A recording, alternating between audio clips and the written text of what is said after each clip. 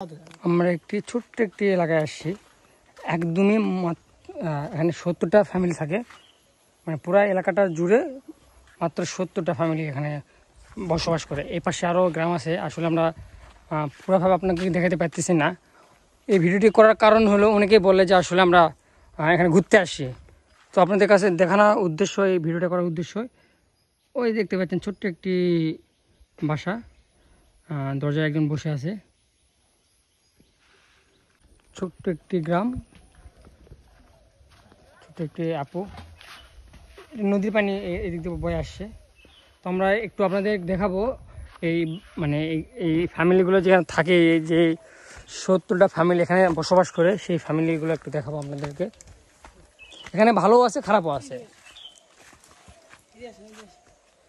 এই পাশে একটা ফ্যামিলি, এই একটা ছোট্ট একটা বাড়ি, দেখেন পিছাশ হতো।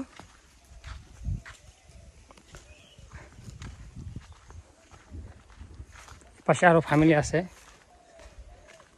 এরা মনে হয় একটু ভালো।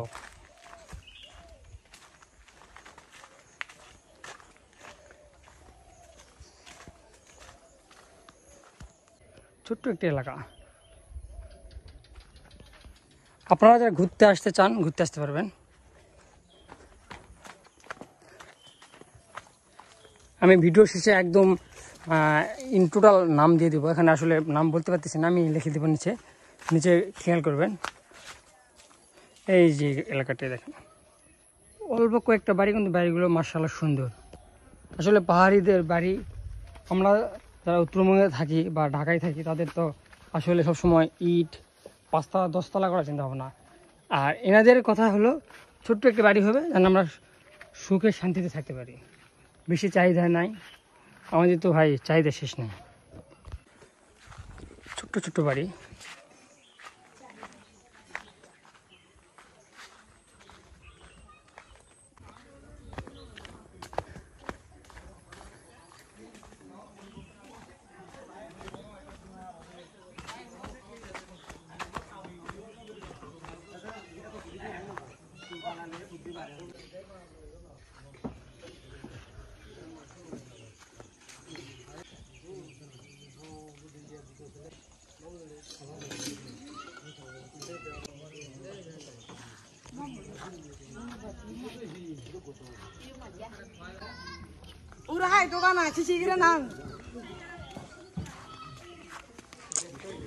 আসলে আমাদের উপর সময়গুলো শুরু করছে, আমরা প্রচুর ক্লান্ত, এই জন্য একটু এলাকাটায় ঘুরতেছিলাম। সবাই পাইছেন? খুশি? খুব খুশি? হাসতে হবে তাহলে তো।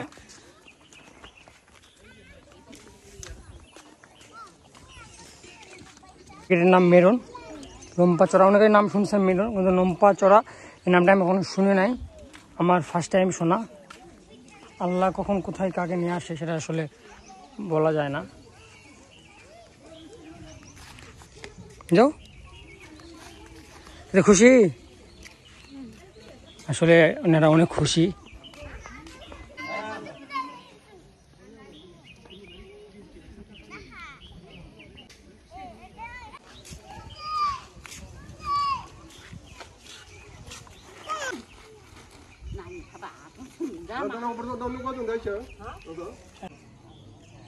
অপরূপ সুন্দর একটি গ্রাম।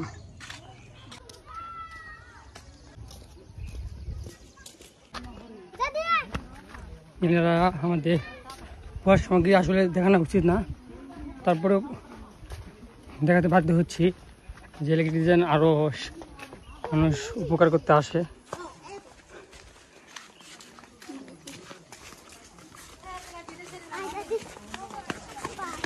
এই পাহাড়ের উপরে উঠবে।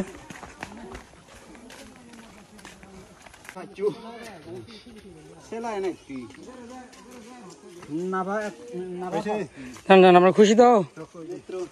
খুশি আপনারা? আমাদের দোয়া করবেন।